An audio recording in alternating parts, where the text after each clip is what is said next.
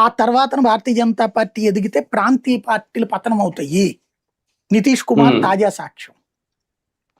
ఇది వీళ్ళని భయపెడుతోంది. బీజేపీని చంద్రబాబు తొక్కుతూ ఉన్నంతసేపు వీళ్ళు సంతోషపడతారు. అందులో భాగంగా తలా చేయేస్తారు వీళ్ళు కూడా.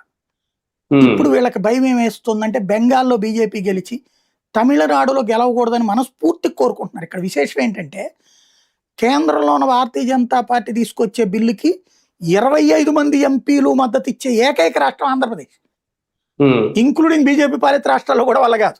ఎందుకంటే అక్కడ కూడా ప్రతిపక్షం ఉంటది కదా, ఒకళ్ళు ఇద్దరు గెలుస్తారు కదా అవతల. కాబట్టి అక్కడ ఓట్లు అటు ఇటు పడతాయి. ఏ బిల్లు పెట్టినా బీజేపీది సంపూర్ణ ఒక రాష్ట్రం మద్దతు ఇచ్చే ఏకైక రాష్ట్రం ఆంధ్రప్రదేశ్. అది వైసీపీ అధికారంలో ఉన్న, టీడీపీ అధికారంలో ఉన్నా సరే. కానీ ఈ మద్దతు ఇచ్చేటటువంటి పార్టీల నాయకులందరూ కూడా బీజేపీ నాశనం అవ్వాలనే కోరుకుంటారు. అది విచిత్రం.